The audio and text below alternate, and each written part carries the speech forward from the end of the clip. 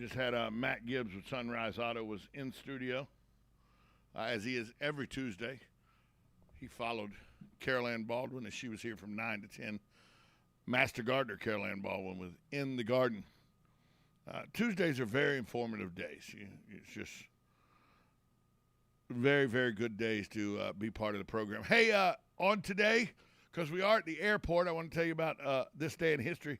1947, the monstrosity that was the Spruce Goose, the world's largest aircraft. It was Howard Hughes' flying boat.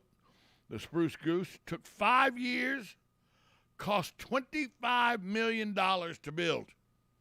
That's $25 million in 1947. Wonder what that is. Wonder what that would cost in today's terms. Let's go look.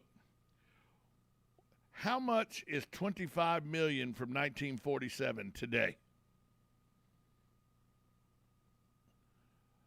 Today, that would be the equivalent of $307 million. Almost a third of $1 billion it would cost to build that plane today. Howard Hughes built it for $25 million. And on this day in history, 1947, September 2nd, it was floated into the harbor for the first time.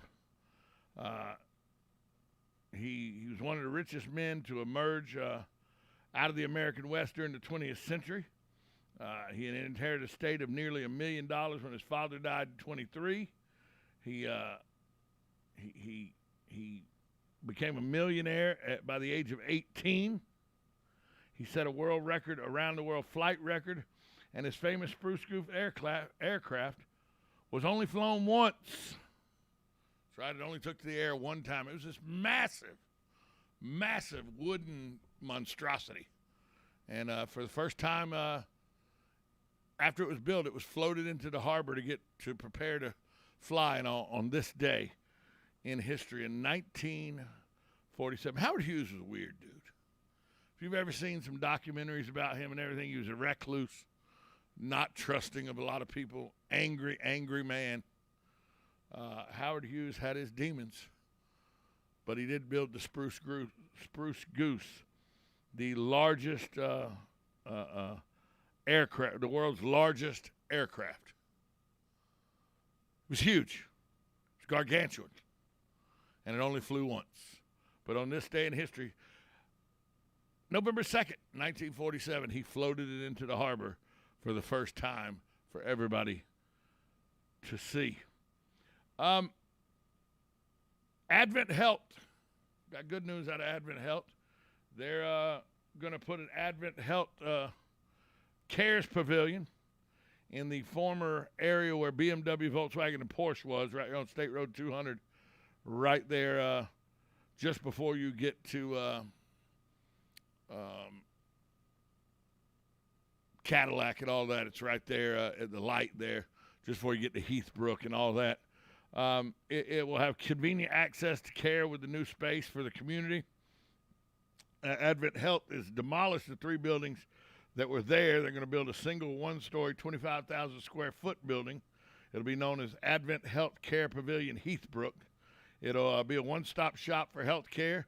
The pavilion will focus on convenience and access by providing a range of services and concierge-style check-in. Advent Health expects to invest $22 million in building this building. It's planned to be finished around August of next year. Services will range from CT scans to specialty care. There'll even be a cafe in there.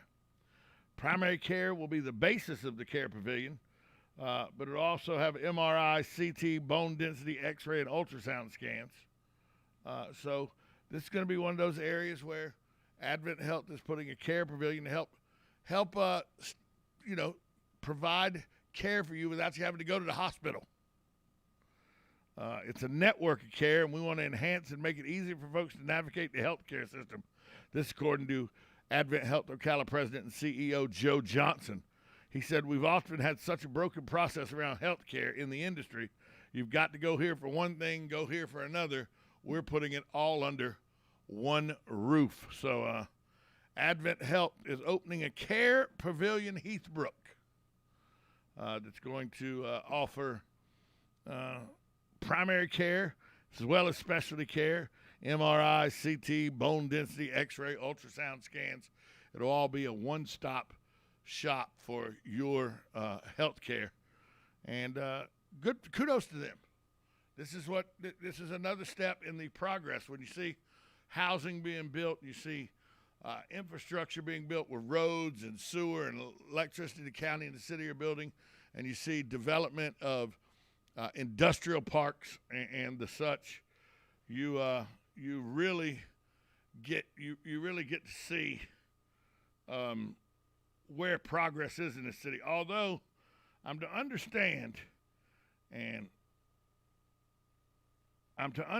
though that with the elections coming up in a couple weeks, that there may one of the candidates may have not liked the 489 project in FedEx, Chewy, and AutoZone by saying it's a waste of taxpayer money because they don't pay a living wage and didn't hire local contractors. This was said at the Kiwanis Club meeting last week, and I will tell you who said that. It was Ty Schlichter.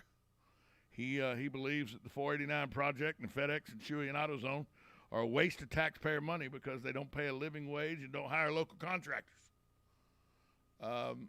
I would differ with Mr. Schlichter in saying that it was actually a very good move for our community. Sometimes you don't use local contractors, always, but if you don't believe jobs at FedEx and all, Chewy and all, that they started. This was 4 or 5 years ago. I remember Chewy was starting at $13, $14 an hour. FedEx was $20, $21 an hour for some people, up to $28, $29 an hour. I don't know how that's not a living wage. That sounds like a living wage to me, but it's progress, folks, and that's what we have to keep doing. We have to keep doing things like the 489 project. We have to keep wooing people like FedEx to come to our area, AutoZone to come to our area, Amazon to come to our area. For a person running for office to say that they don't like those projects because they didn't hire local contractors, that always isn't. You're not always capable of doing that. I know I would like local always to get the bids, but that's not always the case. But for you to say they're not good for our community just for that reason, I think is erroneous. So, Mr. Schlichter, I think you have erred in your thought process when you say these were not good for our community just because it didn't use local contractors. And did it not use local GCs? Were some of the subcontractors local? See, these are questions that we don't know, that we'd have to look in to see. So they may have used some local subcontractors without using a local general contractor. But there's for anybody to think that FedEx and Chewy and AutoZone and Amazon and the 489 project and the 484 development is not good for our community, it's just wrong. You're just wrong if you think that's not good for our community. We'll take a break. We'll come back. We'll wrap up Tuesday version of Ocala Talks with Tom Schmitz. At this time out, you listen to 1370 AM, 96.3 FM, WOCA. The Source.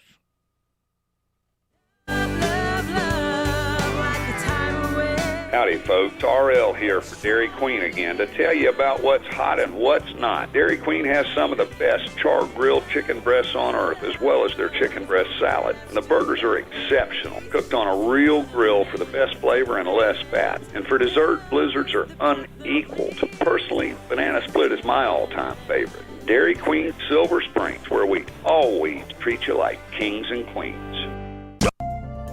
Hi, this is JP from Penn Flooring here in Ocala. I would like to invite you to come in and visit our spacious showroom where we have solutions for every style and budget. From wall-to-wall carpet to hardwood floors and tiles, we have an unsurpassed selection of flooring. At Penn Flooring, we've provided quality customer service with a family touch for over 25 years. Visit our website at pennflooring.com or come by our showroom, 1201 Southwest 17th Street, just